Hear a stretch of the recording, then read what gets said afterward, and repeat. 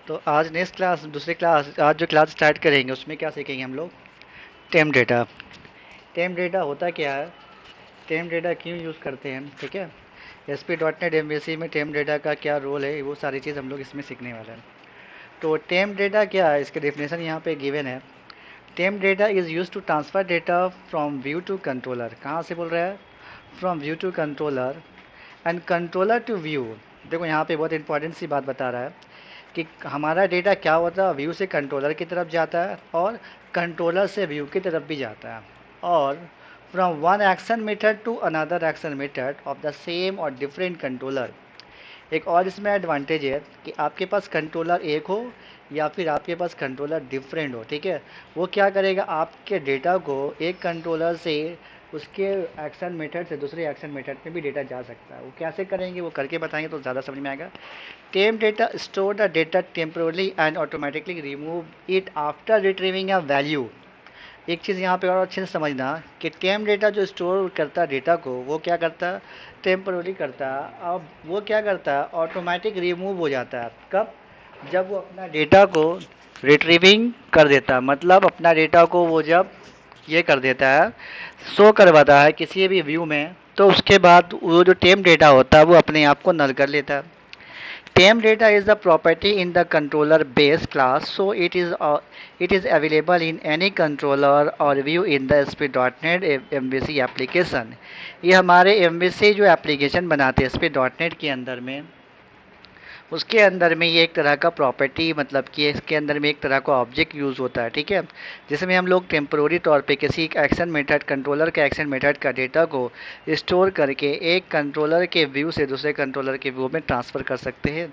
जैसे हम लोग सेशन यूज़ करते हैं, सेम एज इट इज़ ये करता है, बट इसका काम ये है कि कभी एक जगह में ये अपने आप को रिफाइन कर दिया, मतलब रिट्रीव कर दिया, देन उसके बाद वो डिस्ट्रॉय हो जाता है। तो वो कुछ इसका सिंटैक्स है लिखने का, तो ये इसका लिखने का कुछ सिंटैक्स है। उसके अंदर में जो टेम डेटा है वो उसका कीवर्ड लिखना पड़ेगा। उसके बाद उसके अंदर में की और उसके बाद उसके अंदर में वैल्यू को असाइन करते हैं, ठीक है। फिर अगर हमको ठीक टेम डेटा को नल वगैरह चेक करना तो उसके बारे में भी हम लोग देखेंगे। तो इसके साथ हम लोग एक प्रोजेक्ट स्टार्ट करते हैं, तो कैसे बनाते हैं वो देखना। एक नया प्रोजेक्ट लेंगे।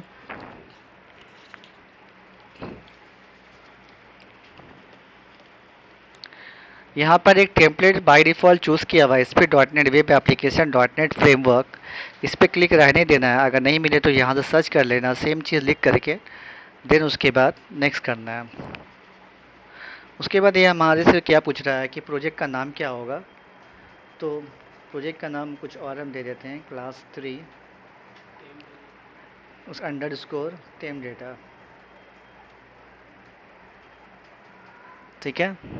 अब यहाँ पे कहाँ पे इसको सेव करवाना ये हमसे पूछ रहा है, तो इसमें चूज़ करते हैं और एक फ़ोल्डर मैंने बना के रखा है, उसके अंदर पे इसको ले जाते हैं।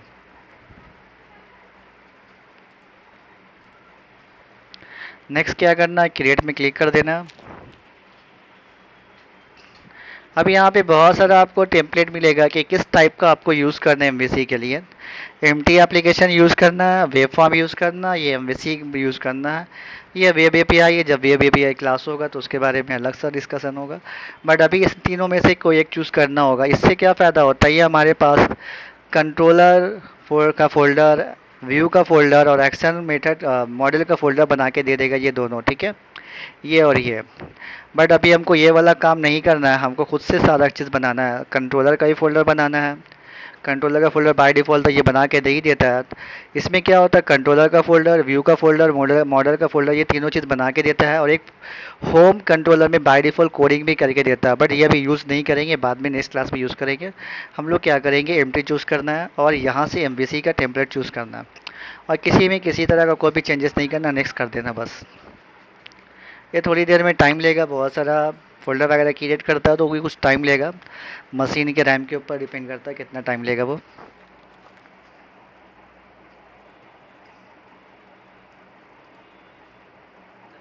तो ये हमारा कुछ इस तरह से बंद करके आ गया, ठीक है। तो ये इसका काम नहीं है, इसको काट दीजिए। अब आते हैं यहाँ पे सॉल्यूशन में, ठीक है। तो सॉल्यूशन में क्या करके यहाँ पे बहुत सारा फोल्डर्स है। एक कंट्रोलर ऐड कर लेते हैं, राइट क्लिक करके कंट्रोलर पे ऐड में जाना है, कंट्रोलर में क्लिक करना है, ठीक है। एमबीसी कंट्रोलर चूज़ करना है, ऐड कर देना है। कंट्रोलर का नाम चेंज कर दो, अपने हिसाब से नाम दे देना, ठीक है। ऐड, ये भी कुछ टाइम लगेगा।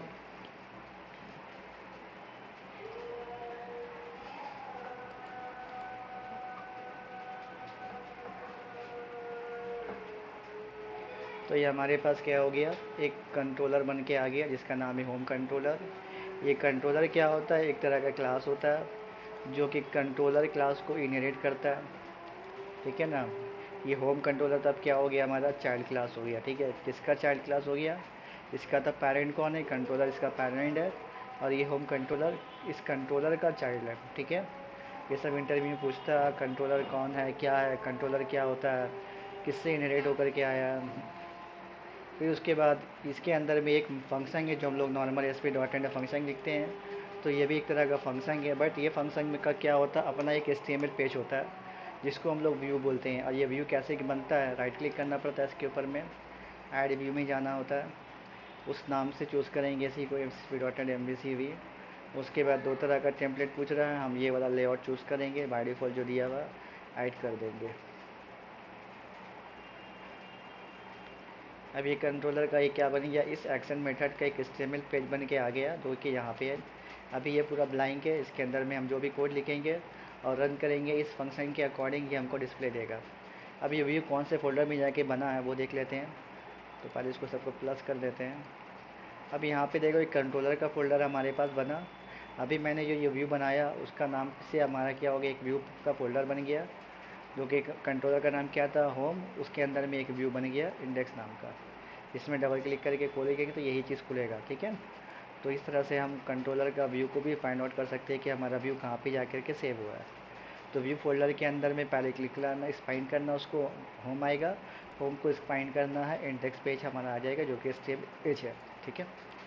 तो हम लोग क्लास क्या था हमारा, टेम डेटा का, टेम डेटा कैसे यूज़ करना है वो हम लोग देखने वाले हैं, ठीक है।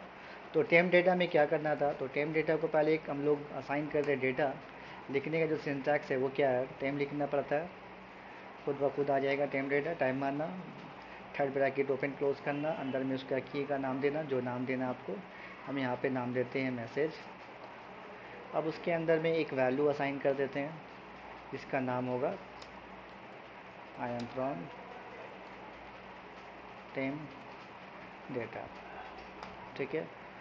तो ये एक तरह का क्या हो गया, टेम डेटा असाइन हो गया। अब इसको समझाने के लिए हम क्या करेंगे, एक और एक्शन मेथड यहाँ पे बनाएंगे जिसका नाम क्या होगा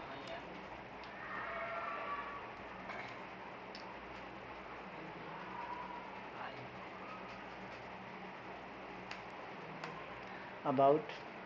ये एक्शन रिजल्ट ही रहेगा, एक्शन नहीं होगा, ठीक है। जो रिज़ल्ट ऊपर लिए थे एक्शन रिज़ल्ट, ठीक है। ये क्या करेगा, एक रिटर्न करेगा व्यू को, बस यही लिखना है इसके अंदर में, रिटर्न व्यू, और इसके अंदर में ब्रैकेट खोलन मैम, ठीक है। एक तरह का फंक्शन है व्यू भी। तो अभी करना है क्या, समझाने के लिए टेम डेटा का वैल्यू कैसे दूसरे एक्शन मेथड के व्यू में जा कर के डिस्प्ले होगा वो देखेंगे, और व्यू डेटा का डेटा क्या क्यों नहीं होता वो सब समझेंगे। तो हम लोग लास्ट क्लास में व्यू डेटा भी यूज़ किए थे ना, जो कि सिर्फ अपने वाले एक्शन मेथड के व्यू को ही अपना डेटा देता है, अदरवाइज़ वो किसी दूसरे एक्शन मेथड में अपना व्यू का डेटा नहीं देता। तो उसको समझने के लिए क्या करेंगे, I am from view data, ठीक है। इसके अंदर में जैसे हम लोग लिखे हैं उसका नाम, वैसे इसका भी नाम दे देते हैं मैसेज, इसका नाम देते हैं मैसेज टू, और इसको पकड़ करके नीचे लेकर के आते हैं, मतलब इसके नीचे। तो हमारा क्या हो गया, दो वैल्यू असाइन हो गया, एक में टेम डेटा में वैल्यू असाइन कर दिया I am from time data, और एक व्यू डेटा हमारे पास एक वेरिएबल्स हो गया जिसके अंदर में एक हम क्या किया, I am from this data, ठीक है। अब ये वाला दोनों को इसकी में, इसके एक्शन मेथड के व्यू में नहीं, इसके व्यू में डिस्प्ले लाइन नहीं देना। हमने क्या बताया, टेम डेटा का यूज़ सीख रहे हैं, तो इसलिए टेम डेटा के लिए हम इसका एक व्यू बनाएंगे, ऐड व्यू। किस में बना, इसका नाम क्या है, अबाउट। अबाउट एक्शन मेथड के अंदर में जाते हैं, एक व्यू ऐड करते हैं, ऐड व्यू, ऐड में क्लिक करना है, जो नाम व्यू का दे रहा है बाय डिफ़ॉल्ट वही रहने देते हैं और क्लियर कर देते हैं, ठीक है। तो अब यहाँ पे देखो क्या क्या व्यू है, एक इसका व्यू है, गो टू व्यू में जाओ, ठीक है। और हमारे पास दूसरा एक्शन मेथड है, एक इसका व्यू, दो व्यू है ना, ठीक है। तो फर्स्ट क्लास में हम लोग सीखे थे कि इसका डेटा, इसके ही व्यू में हम लोग क्या किए थे, डिस्प्ले दे दिए थे, जिसका हेल्प क्या लिए थे हम लोग, view data and view back लिए थे, जो कि पिछले वीडियो में मैंने बना के रखा, उसको देख सकते हो। अभी क्या करेंगे कि टेम डेटा और व्यू डेटा का जो वैल्यू है दूसरे एक्शन मेथड के व्यू में डिस्प्ले होगा या ना होगा, उसको चेक करना है। तो इसके एक्शन मेथड के अंदर चलते हैं अबाउट में। अब यहाँ पे हम क्या करेंगे, एक सिंटैक्स लिखेंगे S3, एक थोड़ा सा मैसेज दे देंगे,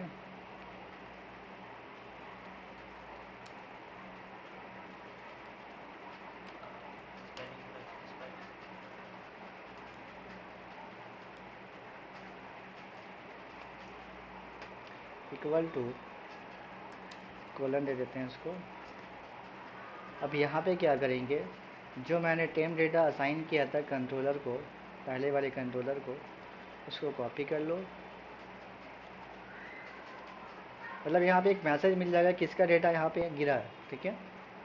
तो यहाँ पे इसको रिजर्व सिंटैक्स बनाना पड़ेगा, क्योंकि C# का कोड समझने के लिए एक @ का सिंबल लगाना पड़ता, तब जाके ये C# का कोड बन जाता, जिसको रिजर्व सिंटैक्स बोलते हैं।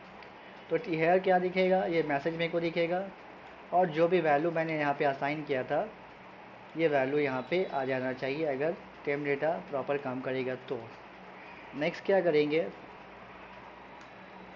अब यहाँ पे लेंगे एक और मैसेज,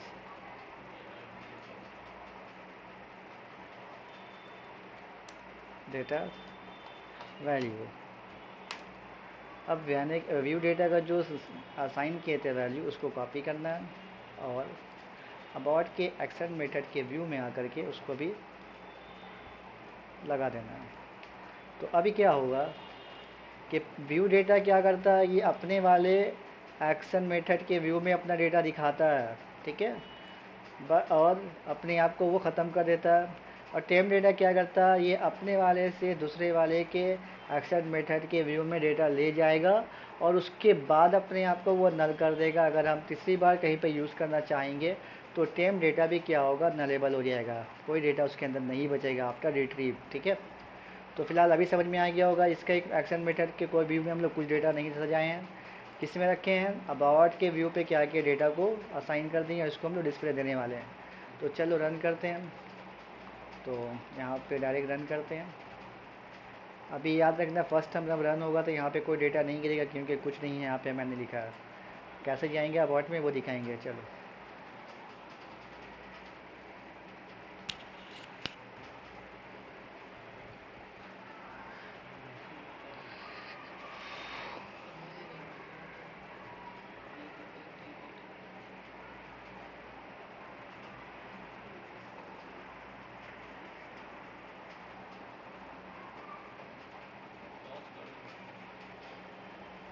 ज़्यादा टाइम नहीं लगेगा। हमारा क्या हो गया, डेटा डिस्प्ले हो गया, जो कि इंडेक्स पेज को वो फर्स्ट टाइम रिट्रीव किया, क्योंकि बाय डिफ़ॉल्ट कौन सा फंक्शन हिट हुआ, इंडेक्स हुआ, और इंडेक्स व्यू पेज हमारे सामने आ गया, जो कि इसके अंदर में किसी भी तरह का वैल्यू मैंने नहीं रखा था। बट मेरे को जाना कहाँ पे, अबाउट के व्यू पे जाना है। तो URL के थ्रू कैसे जाते हैं वो देख लेना। यहाँ पे लगाना स्लाइस, और लिखना अबाउट, जो स्पेलिंग आपके एक्शन मेथड का है, फिर स्लाइस देना, बस इतना ही देना, और इंटर मार देना। उससे पहले क्या करना, कंट्रोलर का नाम देना होगा, क्योंकि कंट्रोलर के अंदर ना अबाउट का हमारा एक्शन मेथड है। इस कंट्रोलर का नाम क्या है, होम, उसके बाद स्लाइस, उसके बाद अबाउट कंट्रोलर का नाम, ठीक है, और इंटर दबा देना। तो देखना तुरंत हमारे पास डेटा किसका आया, यहाँ पे अबाउट का, टेम डेटा का डेटा आया, बट व्यू डेटा का डेटा क्या हो गया, नल हो गया। तो इससे क्या समझ में आया कि हमारा जो पहला एक्शन मेथड का अगर व्यू है, उसमें डेटा लेके जाने का काम किसका था, व्यू डेटा का, और टेम डेटा का भी है। बट ये टेम डेटा की एक और रिस्पॉन्सिबिलिटी है कि वो अपने वाले दूसरे एक्शन मेथड के व्यू में भी डेटा लेके जा सकता है, जो कि यहाँ पे डिस्प्ले हो गया। समझ में आया कैसे काम कर रही है, ठीक है। तो अब एक काम करते हैं, इसको और अच्छे समझने के लिए एक और हम क्या करेंगे, एक्शन मेथड बनाएंगे जिसका नाम होगा कॉन्टैक्ट। ठीक है, अब वो करना क्या, कॉन्टैक्ट क्यों लेंगे, क्योंकि मैंने एक और एग्जांपल पढ़ाया है।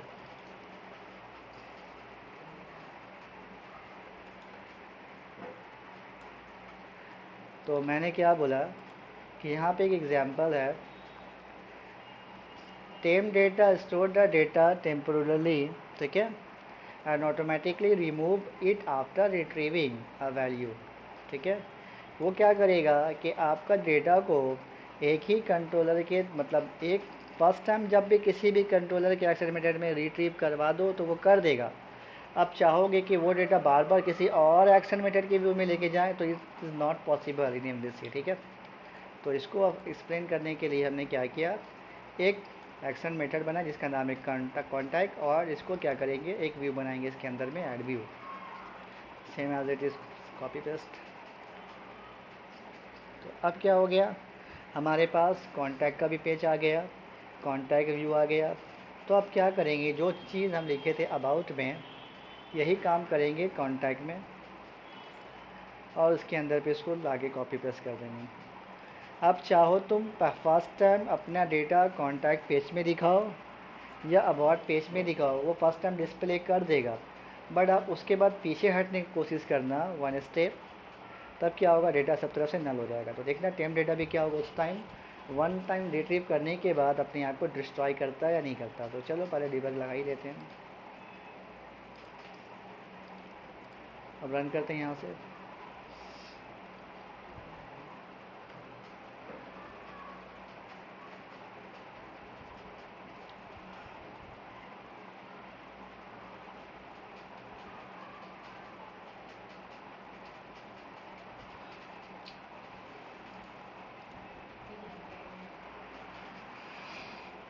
तो फर्स्ट टाइम जो भी एक्शन मेथड व्यू हिट होगा वो क्या होगा, होम का इंडेक्स और इंडेक्स का व्यू हिट होने वाला है,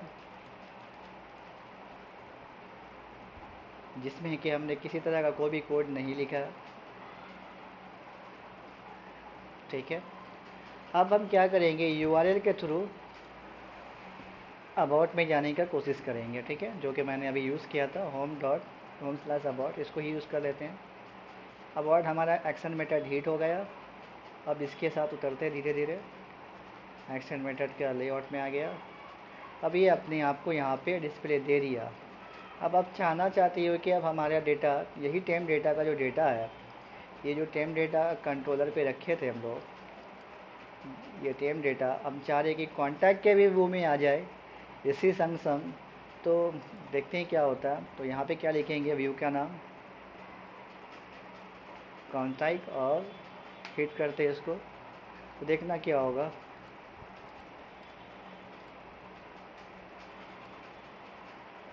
तो हमारा टेम डेटा भी क्या हो गया, अपने आप को नल कर लिया।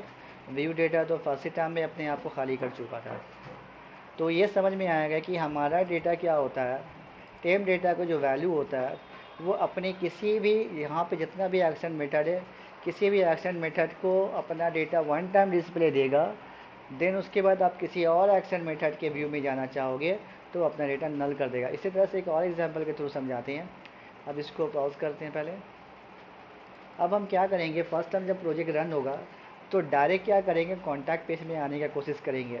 अब मेरे को ये बताना कि क्या कॉन्टैक्ट पेज में डेटा टेम डेटा का दिखेगा या हाँ या ना, नहीं दिखेगा। तो चलो देखते हैं क्या होता है।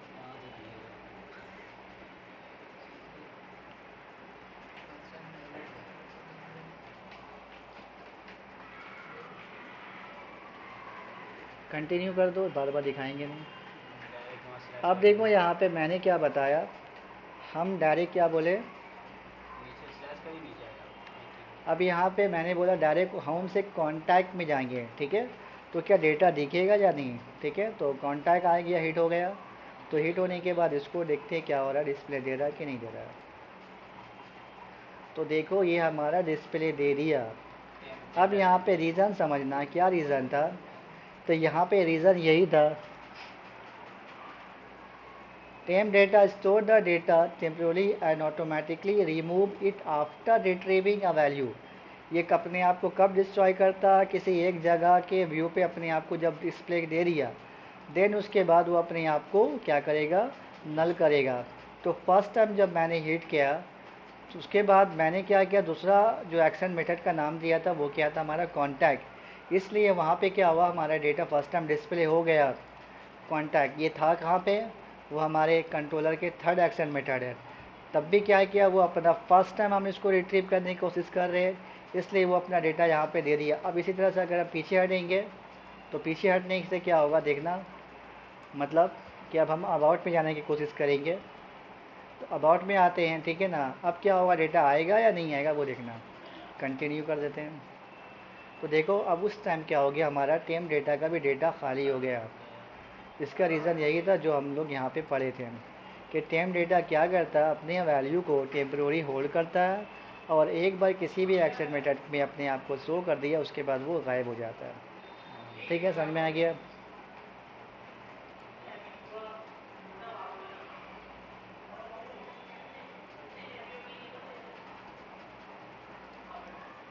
अब क्या करते हैं, टेम डेटा के थ्रू हम लोग लिस्ट को कैसे बाइंड करते हैं।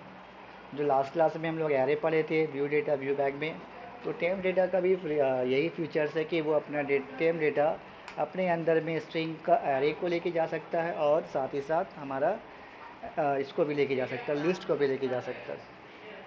बट अभी फर्स्ट टाइम क्या करेंगे, हम एक क्या करेंगे, एक एरे बनाएंगे।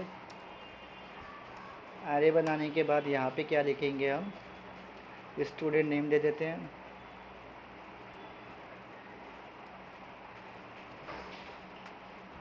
अब एरे बनाने के लिए लिखने का तरीका क्या होता है, curly braces open and terminated, then उसके बाद यहाँ पे स्टूडेंट का नाम दे दो, आदिल, अनवर,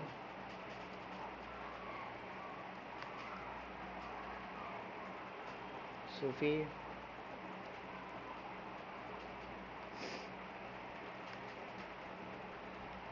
आमिर। ठीक है, ये 3 नाम दे दिए।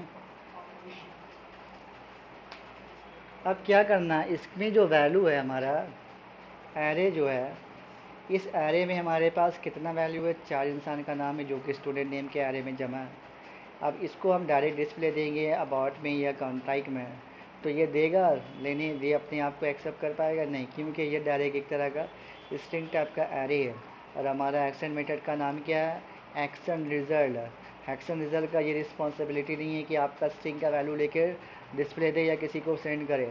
इसका जिम्मेदारी क्या है कि एक तरह का व्यू लेके जाता है, और ये व्यू के साथ साथ या आपको टेम डेटा लेके जाएगा, व्यू डेटा लेके जाएगा या व्यू बैक लेके जाएगा या सेशन लेके जाएगा या मॉडल को ऑब्जेक्ट को भी लेके जाएगा। मॉडल का ऑब्जेक्ट क्या होता है वो नेक्स्ट क्लास में सीखने वाले हम लोग। तो पहले ये देख लेते हैं कि टेम डेटा फिर से यहाँ पे असाइन करना पड़ेगा। टेम डेटा ले लिए, यहाँ पे नाम दे देते हैं नेम इक्वल टू जो मैंने यहाँ पे असाइन किया इसके अंदर में 4 इंसान का नाम है, वो नाम इसके अंदर पे ला दो और टर्मिनेटर लगा दो। अब यहाँ पे क्या होगा, इस टेम डेटा को हम किसी के एक्शन मेथड पे शो करवाएंगे। अब मेरे को ये बताना कि जो हमारे पास 4 बंदे का नाम है, वो 4 बंदे का नाम को डिस्प्ले देने के लिए हम लोग लास्ट क्लास में कुछ यूज़ किए थे। वो क्या यूज़ किए थे, व्यू डेटा के साथ व्यू बैक के साथ हम लोग क्या किए थे, एक लूप यूज़ किया था जिसका नाम था फॉर ईच लूप। तो फॉर ईच लूप के थ्रू भी क्या करना पड़ेगा, हम लोग को इसको असाइन करना पड़ेगा। तो अगर हम अबाउट में जा कर के फॉर ईच लूप लगाते हैं, पहले एक S3 का टैग ले लो और यहाँ पे रिजल्ट सिंटैक्स ले लो, फॉर ईच लिखा, 3 बार टैब लगाना। अब देखो यहाँ पे एक और चीज़ बताते चले कि टेम डेटा को भी कास्टिंग करना पड़ता है। जिस तरह से हम लोग व्यू डेटा को कास्टिंग किए थे ना लास्ट क्लास में, तो टेम डेटा को भी क्या करेंगे, कास्टिंग करेंगे। अगर हम ऐसे लगा के छोड़ देते हैं तो हमारे पास एक तरह का एरर आएगा। क्योंकि इसलिए एरर का काम क्या है कि हम लोग क्या किए, एरे रखे हैं ना टेम डेटा के अंदर में, इस टेम डेटा के अंदर में एरे है। तो यहाँ पे इसको डिस्प्ले देंगे जिस व्यू पे, वो उसको बोलेगा कि कास्टिंग करने के लिए, वो उसको नहीं समझेगा कि ये किस तरह का ऑब्जेक्ट आप दे रहे हो। तो जैसे हम लोग व्यू डेटा में लास्ट क्लास में इसको कन्वर्ट किए थे, कास्टिंग किए थे, तो इसको कास्टिंग करना पड़े। कास्टिंग करने का सिंपल तरीका, फर्स्ट ब्रैकेट ओपन क्लोज, जिस टाइप का आपका एरे आ रहा है उस टाइप का यहाँ पे नाम देना है, और अगर एरे है तो थर्ड ब्रैकेट ओपन क्लोज। ठीक है, तो अब ये देखो एरर हमारे यहाँ से हट गया ना। अब ये 4 बंदे का नाम यहाँ पे आ गया इंडेक्स नंबर के थ्रू 0 1 2 3 4 में। अब एक एक करके वो नाम इसको देगा। अब हम चाहे इसको टेबल में डिस्प्ले दे दें या अनऑर्डर और ऑर्डर लिस्ट में डिस्प्ले दे दें। अब ये अनऑर्डर ऑर्डर लिस्ट ही हम यहाँ पे लेंगे क्योंकि वो ज़्यादा कम कोड लिखना पड़ेगा। यूएल लगाते हैं यहाँ पे और पैरेलल लगा देते हैं एल आई। इससे क्या होगा, नया नया एल क्या करेगा, लूप ऑटोमेटिक डायनामिकली क्या करेगा, जनरेट करेगा। यहाँ पे कंफ्यूज मत होना कि एल कहाँ से आ रहा है, एल जादू से नहीं आ रहा, ये एल ये लूप के थ्रू जनरेट होने वाला है, ठीक है। अब इसी कोड को हम लोग यहाँ से कॉपी करते हैं हट, और लूप के बाहर यूएल को बंद करते हैं और एल को यहाँ से कट करते हैं और इसको लूप के अंदर में डाल देते हैं, ठीक है। तो ये यू एल आई हमारे पास सेट हो गया। कैसे सेट करते हैं याद से समझ लेना। पहले यू एल लिखना है, फिर फॉर ईच लूप लगा देना है। उसके बाद अंदर पे जिसमें डायनामिकली एल आई नया नया जनरेट होने वाला है वो लूप के अंदर जाएगा और फाइनली क्या होगा, ब्रैकेट के बाहर हमारा यू एल बंद हो जाएगा। अब यहाँ पे एक एक नाम उठने वाला जो कि यहाँ पे आएगा। अब इसको हम डायरेक्ट आइटम लिख देते हैं यहाँ पे, जिस जो नाम आने वाला है ये नाम यहाँ पे डिस्प्ले नहीं होगा क्योंकि ये अभी भी एक तरह का वर्ड है। इसको सी शार्प का वेरिएबल बनाने के लिए यहाँ पे रिजल्ट सिंटैक्स लगाएंगे जिसका नाम है @। अब यहाँ पे इसको ऐसी तरह से सेव करेंगे और सेम चीज़ कॉपी करके हम क्या करेंगे, कॉन्टैक्ट में भी डाल देंगे। अगर हम फर्स्ट टाइम जिसको रन करेंगे उसमें हमारा डेटा दिखेगा, अदरवाइज दूसरे में क्या होगा, नल हो जाएगा तो हो जाएगा, किसी एक में तो चलेगा, ठीक है। चलो रन करते हैं हम लोग इसको। रन करना हमेशा होम कंट्रोलर से ही रन करना, तो आपको ज़्यादा एरर सेक्शन नहीं मिलेगा।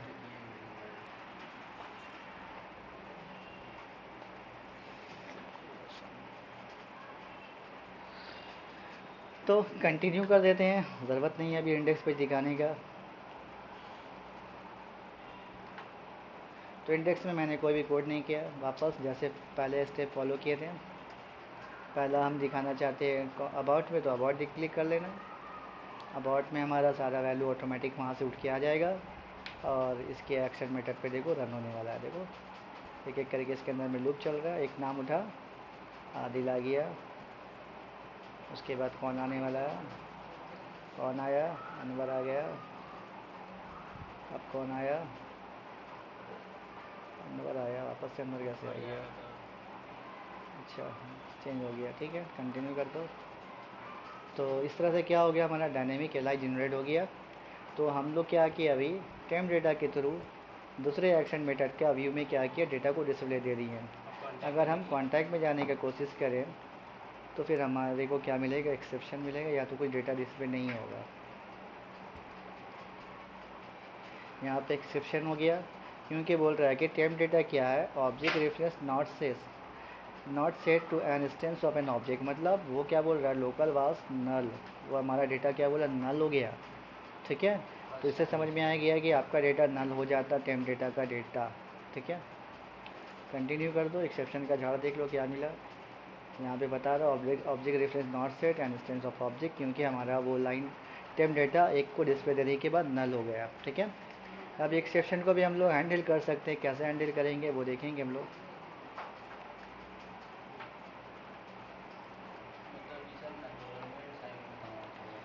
तो नेक्स्ट क्लास में और कराएंगे, अभी यहीं तक रहने देते हैं, ठीक है। ज़्यादा हो जाएगा बड़ा वीडियो।